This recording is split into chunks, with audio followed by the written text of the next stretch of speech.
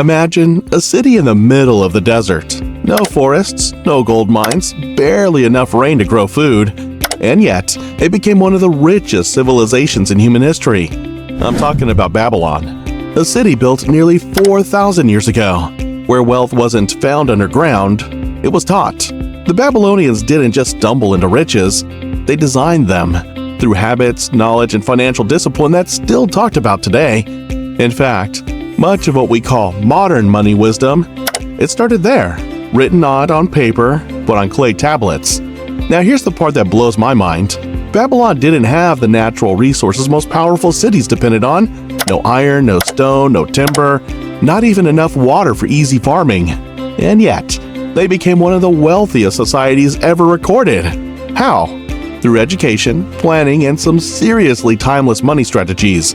They were some of the world's first engineers, bankers, merchants, and record keepers. And thanks to a German archaeologist who uncovered thousands of their clay tablets in the early 1900s, we now know just how advanced they really were, especially when it came to managing wealth. And then in 1926, a man named George S. Clason took those ancient ideas and turned them into one of the most famous financial books of all time, The Richest Man in Babylon.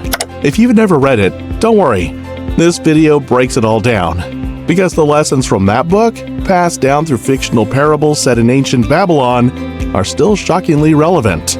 So in today's video, we're going to unpack 7 powerful money lessons from Babylon that could literally change the way you think about wealth, and maybe even put you on the path to become a millionaire.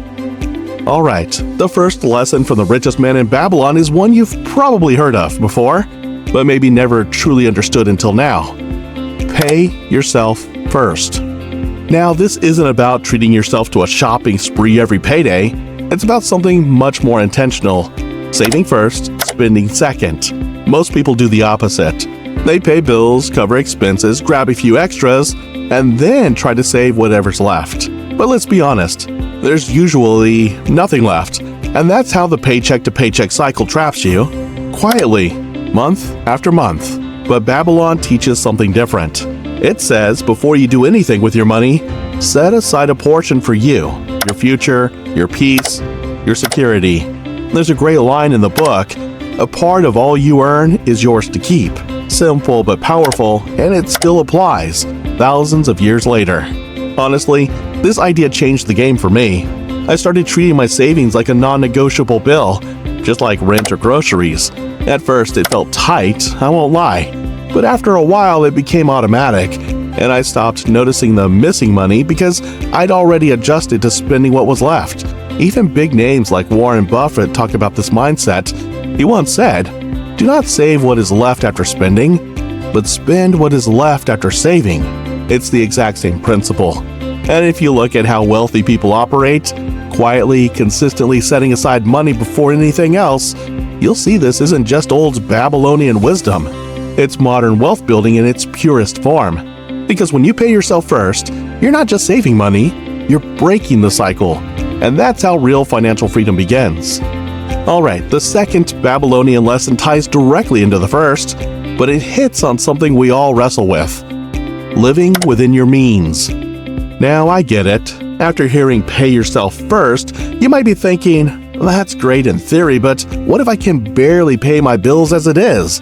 And that's where this lesson hits hard, because the book makes a very honest point. A lot of what we think are essentials actually aren't. It's not always easy to admit, but our wants can quietly disguise themselves as needs. A nicer car, a bigger phone, a weekend getaway just to recharge. It all adds up, and if you're always stretching to keep up with the Joneses, you'll never get ahead. There's a quote in the book that sums this up. What each of us calls our necessary expenses will always grow to equal our incomes unless we protest to the contrary. And it's true. I've met people making 6 figures who are still living paycheck to paycheck, and others making far less, but saving, investing, and slowly building something real. Even someone like Jay Leno, believe it or not, lived by this principle. He famously saved 100% of his TV income and lived only off his stand-up earnings. Not because he had to, but because he chose to live below his means, even at the peak of his career. The lesson here isn't about deprivation. It's about deciding what's actually important, and once you let go of trying to look rich, that's when you finally get a shot at becoming actually wealthy. Alright, now let's talk about what happens after you've started saving. This next Babylonian lesson takes things a step further. Putting your savings to work.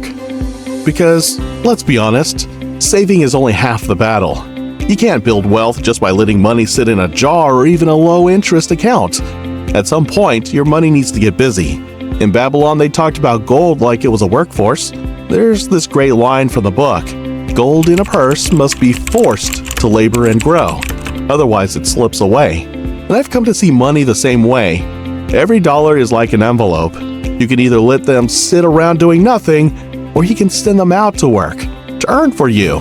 That's the mindset shift. Rather than spending money on things that lose value, like the latest phone or a third pair of sneakers you don't need, start putting it into things that grow. Stocks, real estate, even a small side business. Warren Buffett, for example, has always stressed the power of putting money to work. He once said, "If you don't find a way to make money while you sleep, you will work until you die." Harsh? Maybe. True? Absolutely. Once you've started putting your money to work, the next lesson from Babylon is just as important and often overlooked. Play it safe while investing. Now, that doesn't mean avoiding risk altogether. Every investment comes with some level of uncertainty. But what the Babylonians and modern-day investors like Warren Buffett teach us is this: be careful where you plant your gold. There's a line in the book that goes, "Gold slippeth away from the man who invests it in businesses or purposes with which he is not familiar." And honestly, that one hits home. It's easy to get swept up in hype. That hot stock tip, the new crypto coin, some guaranteed passive income scheme going viral on YouTube. But more often than not, chasing those quick wins just ends in regret. Buffett, probably the most quoted investor alive, lives by two simple rules. Rule number 1, never lose money. Rule number 2, never forget rule number 1. And the way he sticks to that is by investing in what he knows. Coca-Cola, Apple, railroads, insurance. Boring? Maybe, but consistent, predictable, and profitable. I used to feel like I had to try everything: stocks, NFTs, dropshipping, you name it. But over time, I realized I didn't need to know everything. I just needed to know my lane and get really good at it. And when you start taking advice from people who've actually built something, not the ones promising overnight riches, your whole approach changes.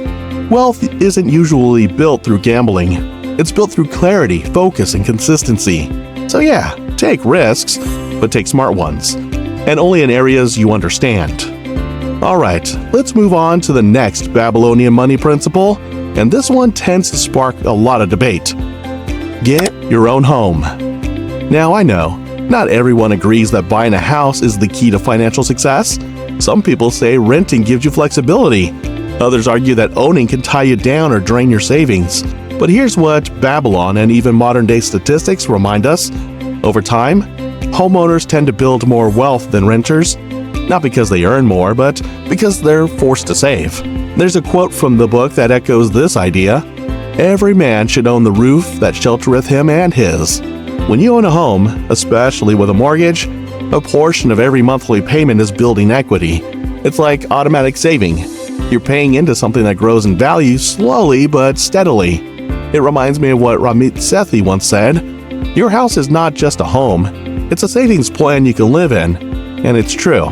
I've seen people, including close friends, who weren't great at budgeting or investing, but after 15 or 20 years of owning their home, they suddenly had an asset worth several $100,000. They didn't even notice it happening, it just accumulated. Now, to be fair, renters can build wealth too, if they consistently save and invest what they would have spent on home ownership, but that takes a lot more discipline. And for most people, the automatic equity of a home makes a real difference. Alright, the next lesson from Babylon is a little less exciting, but probably one of the most important. Plan for the future. And not just the hopeful future where your income grows, your investments take off, and everything goes according to plan. I'm talking about the other future. The one where life throws a curveball. Because it will. The book doesn't shy away from this. It reminds us that true financial wisdom isn't just about growing wealth. It's about protecting it. Provide in advance for the needs of thy growing age and the protection of thy family. Let's be honest, most of us don't like thinking about worst-case scenarios: illness, job loss, accidents, unexpected loss of income. But being uncomfortable with the thought doesn't make the risk go away. I remember reading about J.K. Rowling, who, even after becoming wildly successful, was extremely cautious about her finances. She's talked about growing up in a financially unstable household and how that shaped her habits. She didn't splurge everything after Harry Potter took off. She set up long-term plans, protected her family's future, and made sure she'd never go back to where she started. That's the mindset. And as the Babylonians knew thousands of years ago, real peace of mind isn't just about how much money you make, it's about knowing you and your family will be okay even if life doesn't go as planned. Now, here's the final lesson, and maybe the most empowering one from Babylon. Constantly improve your skills. Because here's the truth.